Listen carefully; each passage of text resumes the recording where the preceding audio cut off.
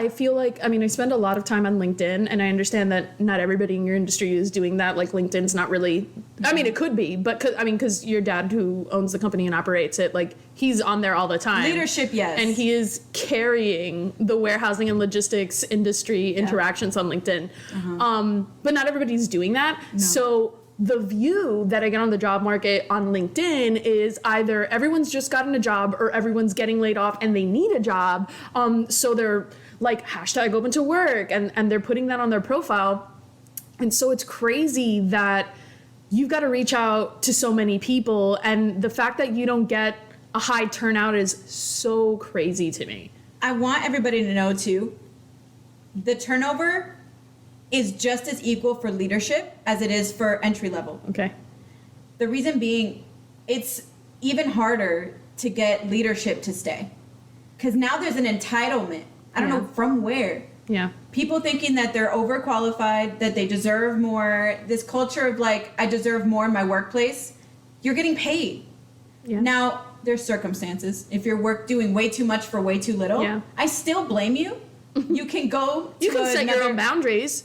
Do a better job of interviewing. Do a better job of asking questions. Yeah. By being realistic. Yeah. Because a job is not supposed to give you everything on a silver platter. Prove your worth. Yeah. Now, if you spent the last 10 years trying to prove yourself and you're at the same level, that's your fault and the job's fault. It's your manager's fault. It's your manager's fault for not recognizing your potential, but it's also partially on you because you're not communicating that. And I talked about that last week. Mm-hmm. The ability to communicate your value to other people is one of the top skills that you can have because at the end of the day, you're your own steward of your career. You're your own steward of like your job and where you're going to go. And honestly, if your manager doesn't see it, it's your job to let them know. It's your job to alert them that you're talented. I'm going to rebuttal that and saying your manager knows. Do they? Your manager knows and they don't want to give you the bump. Well, yeah, if they're not doing that. If you have a bad manager, I don't manage too many people. But, and I mean, Roger and Eddie, they both see everybody. We have about 500 employees. I won't say they know every single person by name, but at the most, they've done their best to shake everybody's hand. They know who's doing good, who's doing what, who's internal, who can move up, whatever. Their eyes are there. And you can't tell me that other managers don't do that. Yeah. They recognize. But it's easier to keep someone good where they're at. Yeah. It's not easier to put them in a new position. Keep everybody where they're at. It's comfortable. It's cheaper. We don't have to promote. We don't have to retrain. We don't have to give more money. Yeah, we don't have to backfill the position. We don't have to recruit. So I will rebuttal. Maybe not everybody. Yeah. Your managers know. So if you feel like you've put in an adequate amount, not 2 months, an adequate amount of time proving yourself, and you've been given promises and none of them have been met, leave. Yeah. Immediately.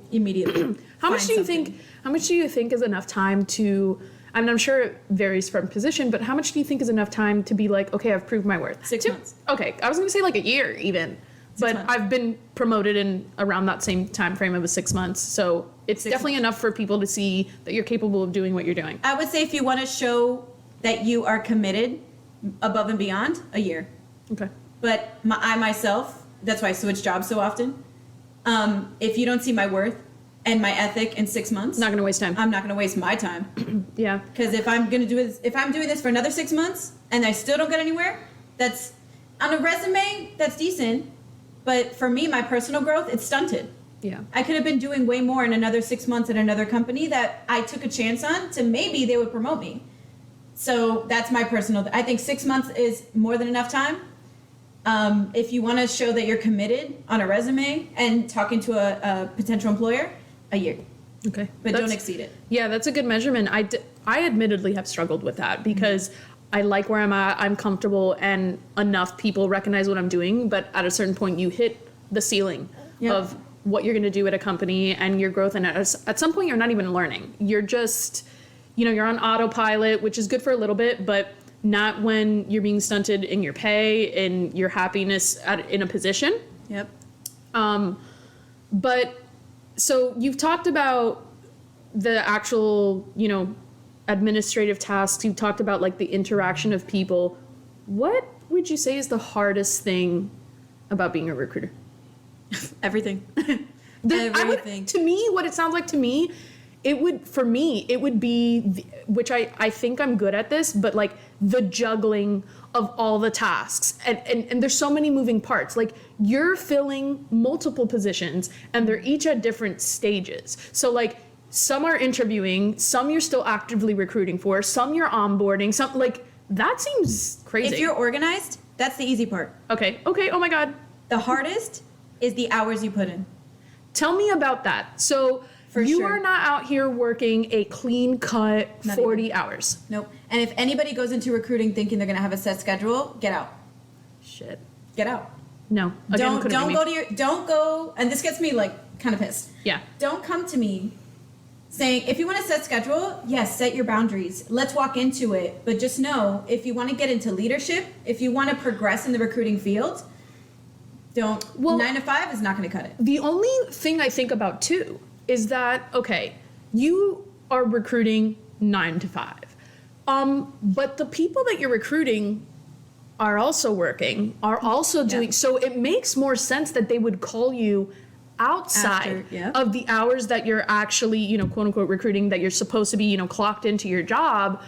They're going to call you outside of those hours. And for you specifically, you are in a field where you hire for overnight positions. Mm-hmm. So it's normal for someone to call you that something's up or whatever at 10 p.m. It's normal and it's necessary. And as a recruiter, make yourself available.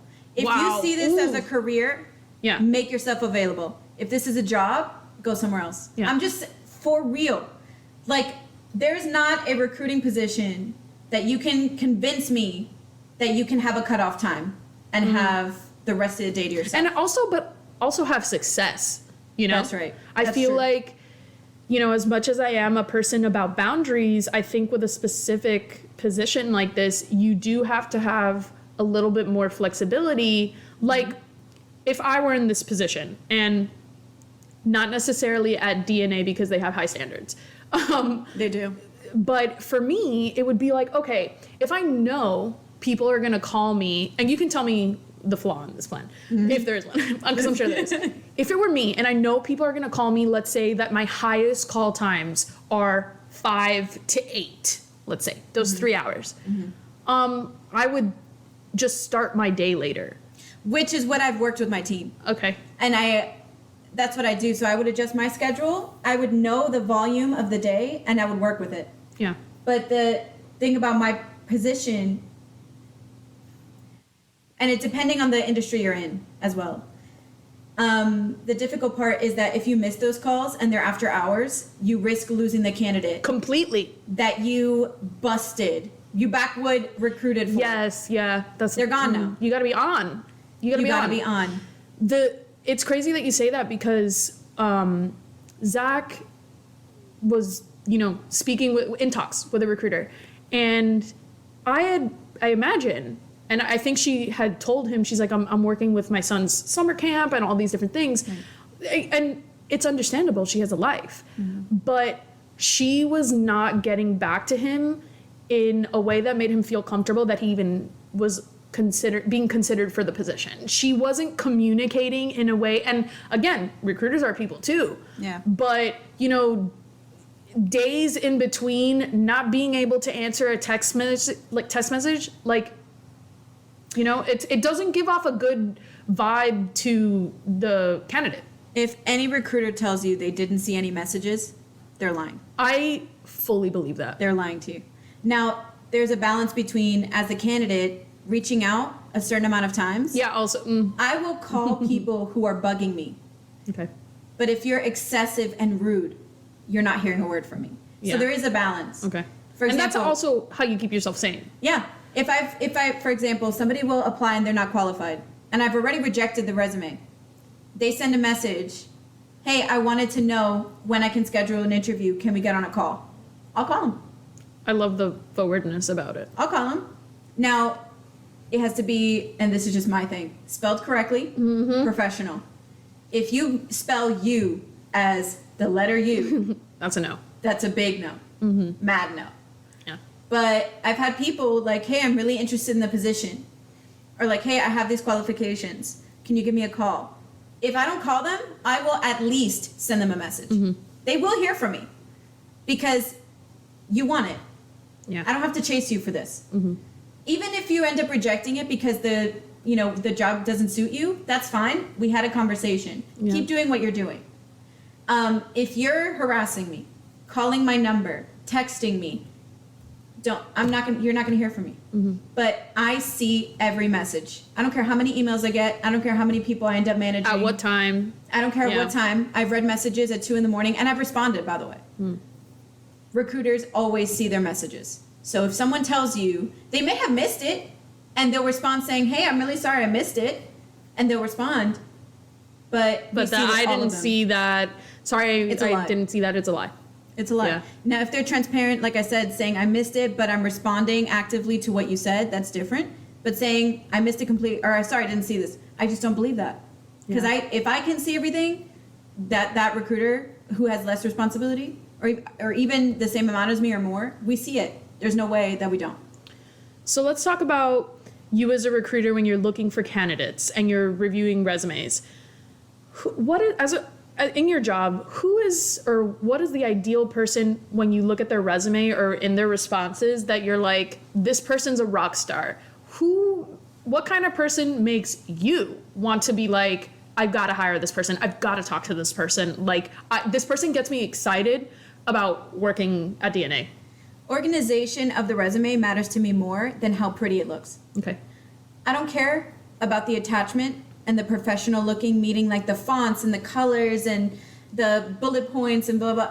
If you're organized, I worked at this job for 6 years. This is a position, bullet pointed requirements, job responsibilities, I mean. And you do that for the last, I would say maybe 5 to 6 years even. Oh, okay. That's fine. I was going to say 3, like position. Ideally. Yeah. But I also want to see how long you were at other jobs if you were there. And it's organized. It's easy to read. They're decent words, not too dumb and not too big. Make it real. But that's it. Just organization and the reality of the situation. I don't care how pretty it is. I've had people put their own photos on resumes, and the quality of the resume was, I was a Subway sandwich artist for 6 months. Sandwich artist got me. Sandwich artist. I thought that was like something that one person just like did, and I was like, oh, that's very creative. And then I went to work and I'm like, my cousin's in recruiting and she said sandwich artist, and someone told me that like in the Boston area, in the New Jersey area, like that's normal. It's normal. Wow. I have seen social media influencer on more resumes Aren't we all? than I can count. No, we're not. I'm not. I reject you immediately. Yeah. You know what that tells me? You're not in touch with reality? Okay. That's what that tells me. You're an influencer? Yeah. On the floor? I did not think about that. You're going to be on your phone. I did not think about how that's reading, like, you're reading beyond the words that are 100%. on the paper. And I think, how important do you think that skill is as a recruiter? Very. I can smell somebody from a mile away if they're going to work out or not. Yeah. But I didn't initially know that. I would fight to the death for people who, just to give them a chance. Yeah. And then I could see why I shouldn't have fought for them so hard. Yeah. That's not every situation. I'm fine with fighting for people. But you start to develop your own keen sense of discernment when it comes to and confidence. You're more confident in your ability to make decisions about. And even candidates. the girls, they're developing that now, which is cool to see because that's not easy. You don't start with that, basically. Yeah. You want to call everybody, and everybody is a storyteller. Everybody can convince you about. It's kind of like American Idol or those like talent shows. Yeah. Where they only show the sad stories. Yes. Of some family member dying or everyone being homeless. Yes. They starved for 2 weeks. Yes. Because they gave up their day job to do mediocre guitar playing at a coffee shop that closes at 7. Yeah. Those. Yeah. And I've had they get the more golden life buzzer. stories They're expecting the golden buzzer. Yeah. I've heard more life stories recruiting than from any friend. Any friend. I've been on the receiving end of life stories. But you can kind of tell. You can go past all the BS. But they'll tell you, they're like, I'm a single mom. I have 6 kids. I have 12 dogs. My husband is on life support. I have whatever. Oh, my car just crashed. I've been homeless for 6 months. The whole story. They don't even show up. They don't show up to the interview. It's almost like it's a precursor, and it's like, I'm not saying, hey, judge your recruits because they're telling you personal information. I think that vulnerability is a good quality. But I think you've been in the job long enough to know when someone shares that with you, it's almost like a precursor or an indicator. Guaranteed you're going to suck. That, that you're not going to be reliable. And that's not harsh. That's not harsh. It's reality. It's reality. Fact. It's happened too many times. Yeah. I've had my girls tell me, or Jessie tell me, well, Jessie a little bit more experienced. They're brand new. They're just like I was. This guy, he's homeless and blah, blah, blah. I was like, bet money if he does get hired, he's not going to come. At the most a week. Quits the first day or doesn't show to the interview. People who do that, who start off with the heartstrings card, are just trying to find excuses make excuses. It's a shame because something that I have come to appreciate about this industry and about the fact that DNA specifically gives ex-cons a second chance or 8th chance or whatever it is that you guys are kind of filling the gap of people that it could change their lives. I know you said it's not a lot of pay, but it's like a start. There's opportunity for growth. There's opportunity to change your life with these positions. And it sucks that the people that need it the most and the people that could really take it, you guys are giving them a chance. You guys are wide open and saying, hey, come work for us. Jesse has a background. He's my other HR. You are blowing this man up 100%. Right now. Because the girls, they come from restaurant, and I know their backgrounds too, but it's not criminal record.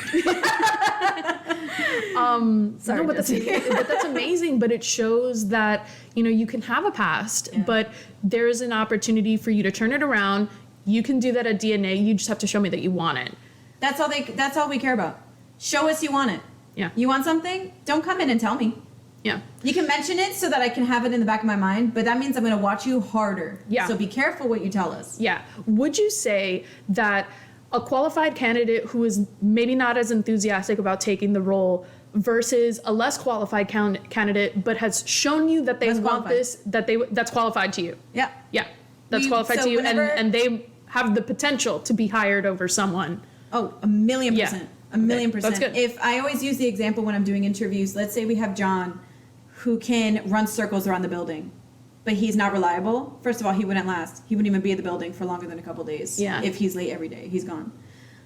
I would rather take Will, who is still learning, even if it takes him a couple weeks, maybe, I don't want to say months, is too long too, but just a couple weeks, not really grasping it the first couple times, but he's there every day on time, and he's asking for determined. Responsibility. That's the one that's going to be considered for way more responsibility, way more opportunity. John will be out. He can be the best person in the building. We will not even keep him in the building. That's the standard. Because the reliability is what we're looking for. What's it like recruiting for positions that have such high turnover? I like the challenge. Okay. So do the girls, and so does Jessie. Yeah. Because there's so many people. Like, if we find one good person in the midst of 50 bad ones, then we feel like, hey, we might have done something for this person. Yeah. This is like something really good. And because we're second chance employers, the story, you can tell when a story is genuine. Because I'm not going to say they all lie. Mm-hmm. So when they tell you thank you and they stick around, that's such a good feeling. Yeah. And you're like, you keep up with that person. You're not supposed to have favorites. You definitely do. Mm-hmm. That doesn't mean you treat everybody differently. But, even if they end up going on to other opportunities, but they stay for a while and they learn and they're good, we'll do our best to keep them. And you don't really hear that a lot from companies. They'll be like, oh, you give it 2 weeks, okay, whatever. Good luck or whatever. What we'll do is we'll be like, hey, not what we can do better, but hey, how is this position not serving you?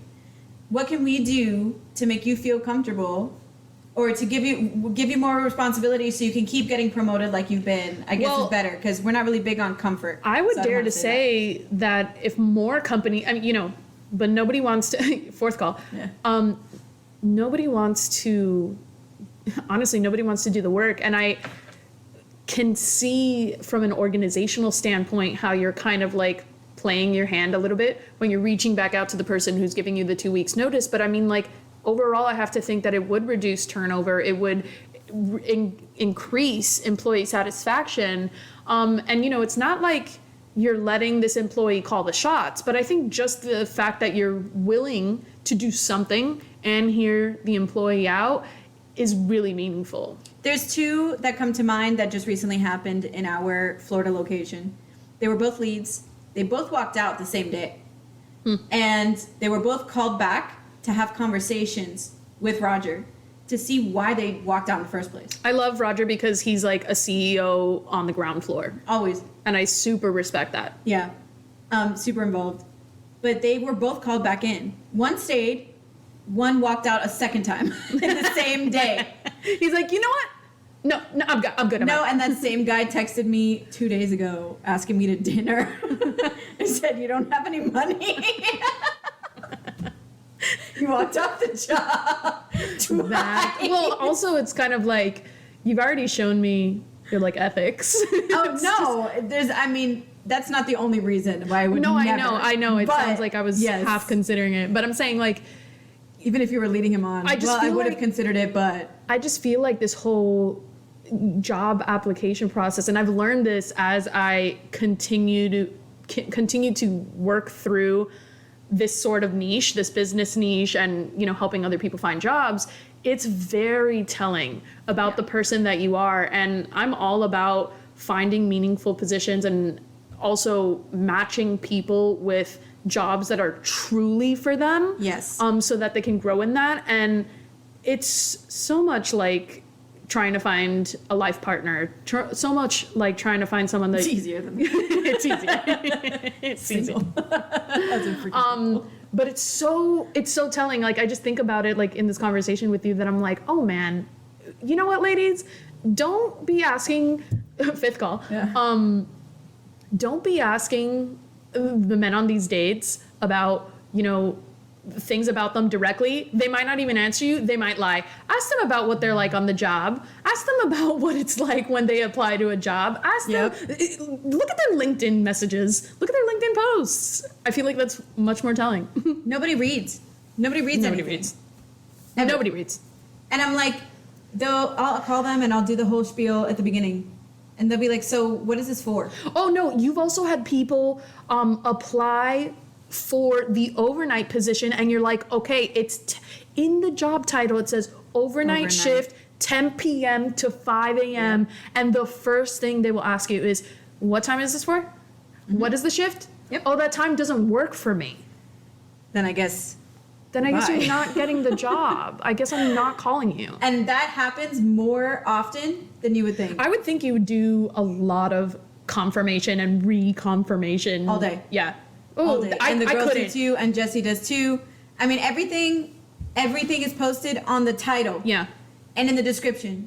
And in the, you know, it's all over. And in your interaction with them. And the schedule, there's also a schedule on the job description. Mm-hmm. Like, there's certain areas where, like, the schedule and the shifts, the job description, the whatever, it's all included. Everything is there. So, as someone who might get this job, would you say that you kind of need to be able to work through the mundane tasks, the reconfirmation, the constant follow-up, you know, the constant...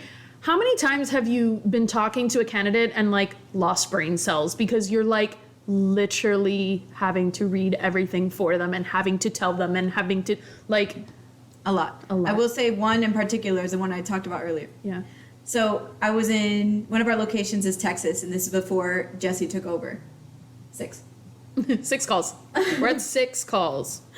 We're only an hour in at this time, regardless of how long this episode actually is posted for. And I technically said in 2 hours 10. Yeah. Okay. So we're 1 hour and 6. Yeah. So, and that doesn't count the text messages and the emails. By the way. Yeah, we've heard your phone vibrating this entire time. Yeah. I don't know if the mic's picking it up. But. I don't know either. I'm trying to, like, respond at the time. I think everything's on fire. Wow, you're really good right because now.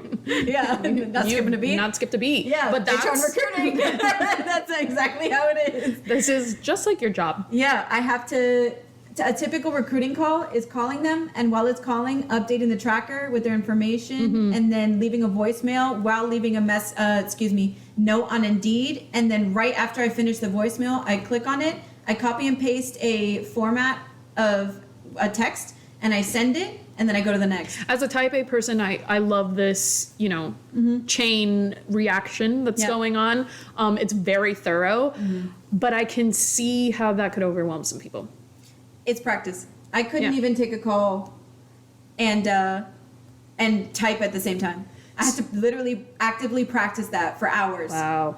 Yeah. So before you have the girls that you have now, and obviously you're working with Jessie, the people that were working with you weren't super hot at the job. And so They're terrible. What are some things that are red flags to you working with fellow recruiters, but also like what are some skills do you think that recruiters need to have that would make them the most successful?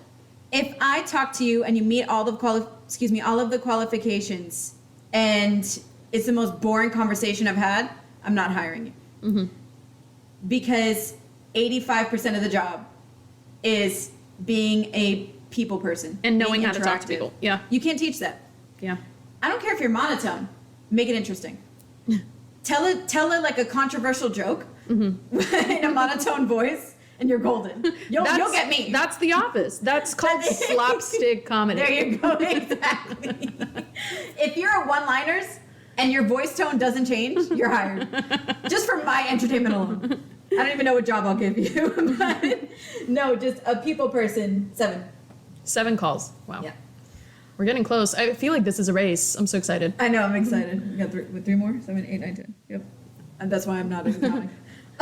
That's why you're not in tech. No, I'm not. Yeah, so we were talking about like what the qualifications are. What are the qualifications that you're looking for when you're hiring recruiters to be on your team? You're at 8 calls, okay. When you're hiring recruiters on your team, so like someone who wants to be a recruiter, what are the skills you're looking for? So that's the first one, is being a people person. Having good sense of character. Okay. You have being to able know to like who's on the other end of the phone, even if they're a stranger. Well, because they all will be. Okay. I can talk to somebody, and 5 or 6 minutes into the actually way less than that, but just for the sake of context, I can already tell whether you're going to go to the interview or not. And the ironic thing is the most excited people never show. That would hurt me. And I've had monotone people show up and work every single day. That would mess me up. I had one guy. That would hurt. I had one guy apply, answer the phone immediately, get the information, go to the job interview, finish his onboarding, confirm that he was going to start on Monday 3 times over the weekend, never showed, never answered after that. What's in it for them? I don't know. Do you think it's maybe like to show that they're to whoever is looking at them? I think it's to avoid burning bridges. If you decide, I think what I mean by that is, I think he had other jobs lined up, and he made sure that he kept good communication with us, and I think he got a yes somewhere else and bailed. That happens. That's crazy. Yep, but what I look for, those people two things, person, being able to sense character. Good judge of character is what I was looking for. Yeah. And organization, I would think. I care more if you're willing to put in the hours. Okay. I'll organize for you. Okay. If you're disorganized, that's not going to disqualify you because I'm disorganized. Okay. But I'll force it. I'll take care of mine and I'll take care of yours and we'll learn together. But I would rather you be dedicated to the job to the point where, I don't want to say hours don't matter. Find a balance if you can. But if you're dedicated, you'll do what you need to do. You'll answer the phone at any point. I'm not saying what I've done, I'll speak for myself. If the phone rings, I pick it up, besides the 8 that I just ignored. But I've been sending texts, so. You're following up. Yeah. I know the dedication I've put in. There have been days where it's like 5 hours of dedicated recruiting. There have been days where I've worked 15-hour days in front of my computer, no breaks, just recruiting, whatever. But you see the fruits of it because that's the type of industry that recruiting is. Yeah. So if it's a career choice and you want it to be a career choice, if it's just a job for you, I'm sorry, I'm not going to consider you. Yeah. Because and how long do you think someone would last in a position like that requires barely weeks? Yeah. Because my expectation is high.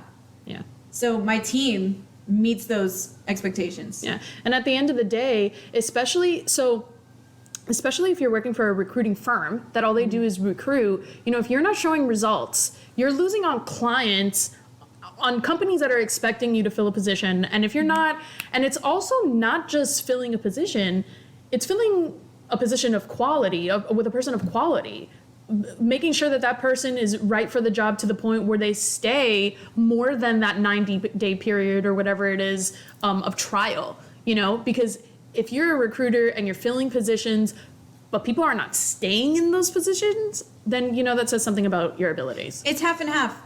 I'm not going to blame completely the person. No, I'm saying for someone who works like specifically for a recruiting firm. Yeah. For instance, both of the jobs that I have had in the past have been because a recruiter reached out to me. Mm-hmm. And the first one was from an IT staffing firm. I remember. All they do is fill jobs for other people, for other companies. So even though I was recruited by Synergy Business Consulting, mm-hmm. I worked at Envision Physician Services. So Envision was their client. Right. So how does Synergy look to Envision if they're giving you candidates that can't hold down the job? You know what I'm saying? At some mm-hmm. point, your recruiters, they will be the reason that you lose out on the client. That's different from my second job where I was hired at HackerU, where it was an in-house recruiter. That's a little different.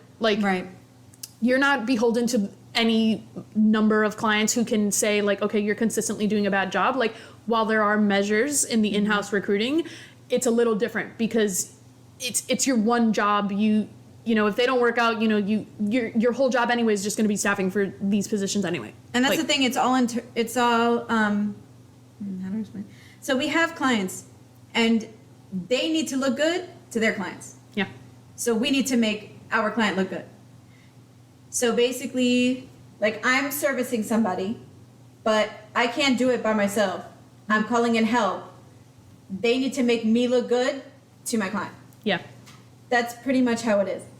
So yes, we do have to have a very high standard of who comes in. Mm-hmm. We can't always control it. Yeah. We can do the screening process, the interview. We can talk to them forever. Well, you've said the most dedicated people sometimes don't even show up to the job. And a lot and you cannot control that. And if the evidence is there to push them through the process, how would you have known? You can't account for that. Exactly. Yeah. So it's difficult because the easiest thing to do is, and luckily we haven't really experienced this a lot, sometimes it's easy to blame the recruiters for the quality of people that are coming in. But you have to take in so many factors. Yeah. The type of applications we're getting, mm-hmm. the amount of people that are needed, if we have to do backwoods recruiting, the amount of pay that we're paying, the area that we're recruiting in, the specific job tasks. There's so many details. Also, the way the recruiter is communicating. That's true.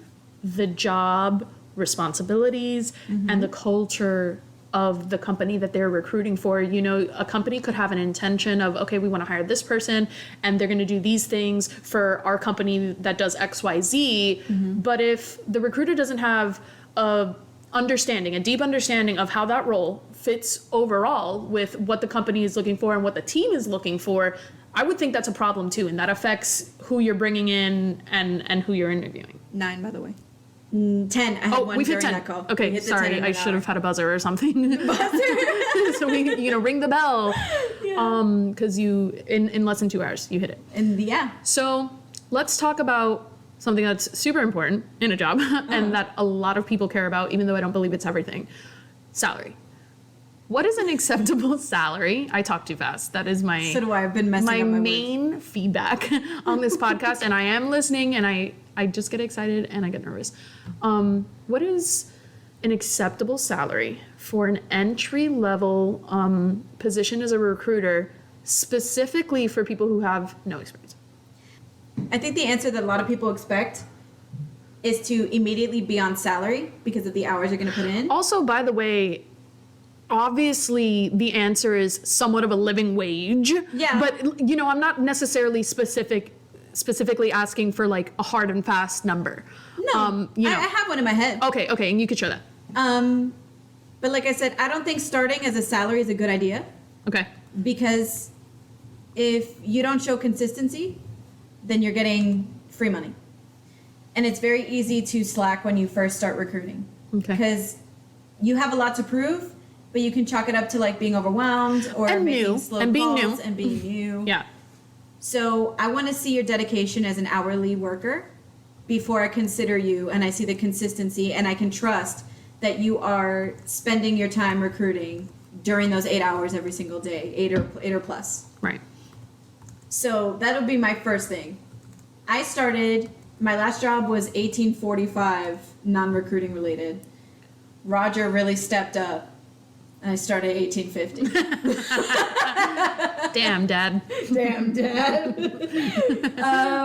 Luckily, I mean, but I showed the dedication. You proved your worth. You proved your worth, and then you eventually I went became to salary. 20. So, It was a gradual. Okay. I went to 20 an hour after like two and a half months. Something I think that is going on in the workforce with the Great Resignation and all the entitlement is that people are expecting, you need to pay me. I read an article on LinkedIn yesterday that the average American right now is expecting for any job that they are considering to be paid at least $75,000. Now, I think that's a reasonable number. However, for experience, as a business person, as someone who is looking to hire someone, what qualifies you to have $75,000 an hour?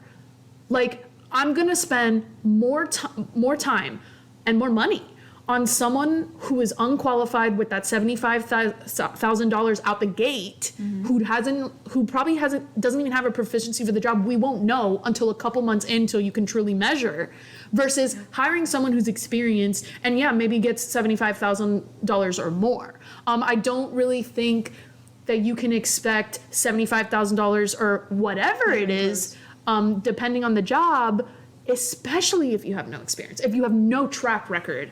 Even if you have transferable skills. There's two main factors that I'll look for. If anybody's looking for an entry level that high, you better have two things. You better be recruiting for like surgeons, lawyers, high-end doctors, whatever. The industry itself has to have a higher earning potential. Okay, I didn't even think about that. And you better have more than just recruiting under your belt. What else do we need to have? Customer service, I would assume. Most recruiters walk into sales. Marketing, they go into sales, they go into cold calls to get other locations, they go into HR, administration, they help with payroll. If you are just a recruiter and you've been recruiting for lower end types of jobs, do not, by any means, don't even ask for it. You better start actively recruiting for surgeries, for surgeons, or something high end. Yeah. $75K to be a regular ass recruiter does not make any sense to me. Okay. What number are you looking at more closely? Well, I would say if it's again, it depends on the industry. Yeah. So I started. For you. I started at 1850. I went up to 20. What does that equate to if you're working at? Sorry? What does that equate to if you're working at like 40 hours? Like, what was that coming out to approximately? I don't remember. 1850. Hourly full-time job. I'm just gonna look that up while you're talking. Yeah, I was gonna say, I'm not accounting. Please don't give me numbers. I'm smart until you give me a number, and I'm like, I'm the dumbest person alive. Okay, $18.50 hourly is $36,000 and $75 extra. Yep. So it was halfway, maybe a little bit over. Almost in line with teachers. Yeah, and I think that's fair. I think that's fair too. When you're starting with no experience or little experience, that's fair to me. Well, you guys have the growth that teachers don't, which is that's what makes the wage, in my opinion, unfair for teachers. I agree. Hey, if you start in year one at $36,000, that's fair. You have no experience. But by year 2, 3, 5, you need to be seeing that investment back to you. Yep. And that's the mess up thing about the teachers should start higher. Yeah. Because there's little to no room for growth. Yeah. If there's going to be no growth, then you need to start higher. Absolutely. But I think with recruiting where you can level up and you can get more responsibility and you're also recruiting for higher roles, for instance, you're not just recruiting for management, lower positions in the warehousing, for where you're leads, recruiting supervisors, executives managers, and regionals, things, all of that. And so money should come with that. Yep. Like, and compensation should come with that. Yeah, so I'm not afraid to start people low. Living wage.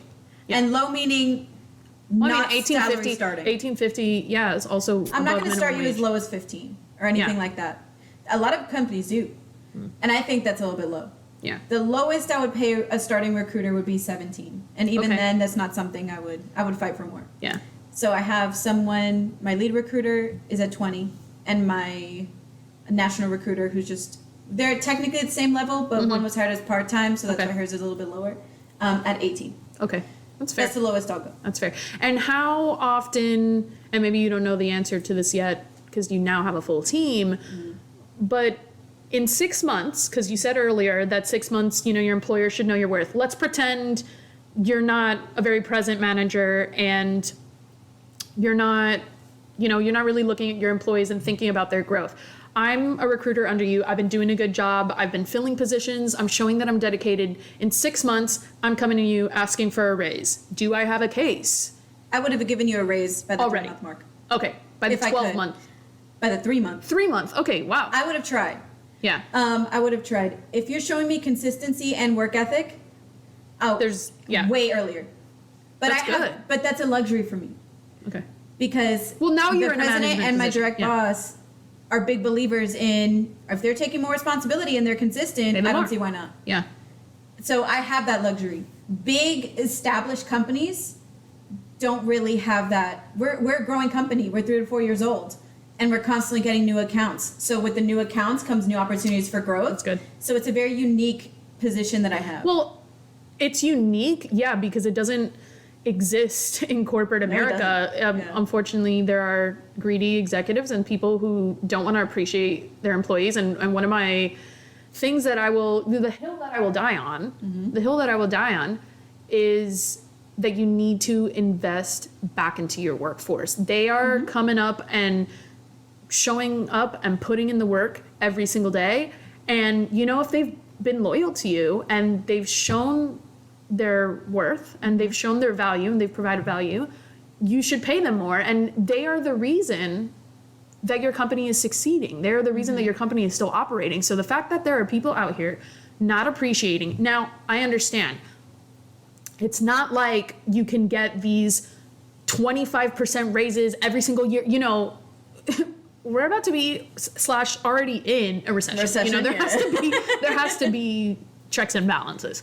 But in its most basic form, the company makes more money. The employees should make more money. Period. If you bring results, you're bringing business. Yeah. So you're bringing money. So why would I not share the wealth? You know, it's common sense, but you know, common sense is not so common.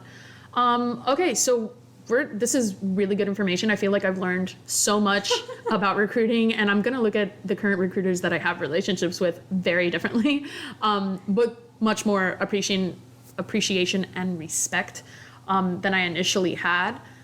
So I want you to think back to your first day as a recruiter. Oh boy.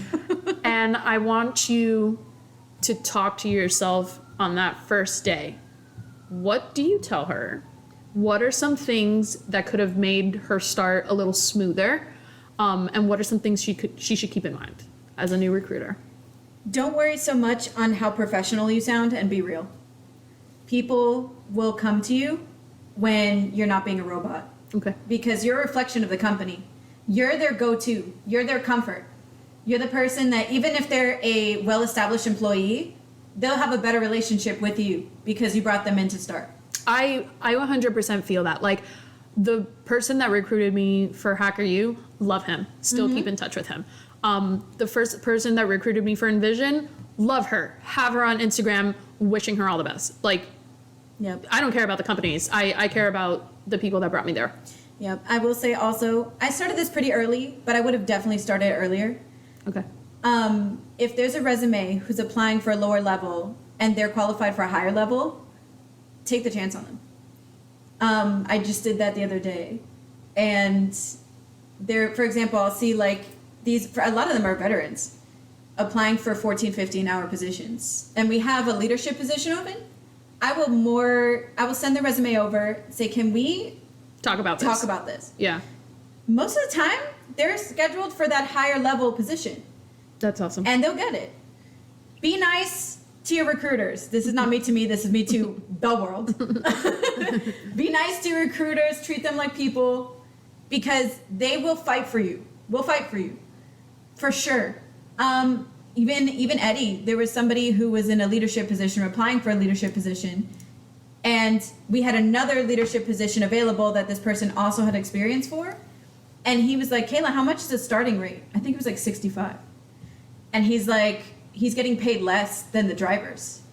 And he said, I'll call you back. And I found out when he was hired, he's now at 72 starting. Wow. And so not just the recruiters, but just like for the people who are applying, be nice to recruiters, be respectful.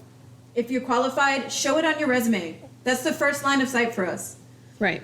So don't chalk up your work ethic to how it's not going to save you if the first thing I see is a crappy resume and the first phone call I get is a crappy attitude. I don't care how great you are at the job. But as far as me to me, don't trust everything you hear from a person. The sob stories that's all it is. And most of the time it's not true. Sneak peek of the HR episode whenever we do. I had one girl tell me there was a fight on the floor. And this girl swore up and down on the phone with me. Jesse was with me as a witness. We were on the three-way call. It was what I mean. Telling me, swearing, she did not punch that girl in the face. I think you sent me the video. She did not punch that girl in the face. There was a misunderstanding that nothing touched. Swearing up and down, almost crying, really, really serious. We were on the phone for like 20 minutes. Yeah. I wrote out the statement, sent out to the team. I didn't even get any words back. I got a video. When I tell you fist met face, and the girl, her weave almost fell off. Like, just hit the ground. So, Kayla to Kayla, don't believe everything you hear.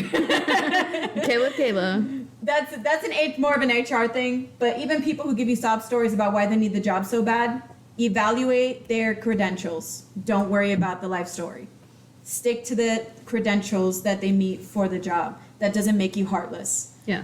And also, It makes you objective. it makes you objective. Don't let the feelings cloud, because then you'll be sending in people who are wild, who don't care, who are disrespectful. Well, thank you so much for coming. I'm looking forward to recording our next episode because HR is extremely important. But And so much more wild than this. I know. I got stories lined up. Very excited for everybody to hear this episode and get some much needed information. You guys can follow us at our third guest is here. Now arising. You can follow us at the Second Round Podcast on Instagram, Twitter, and TikTok. So we'll talk to you guys next week. Bye.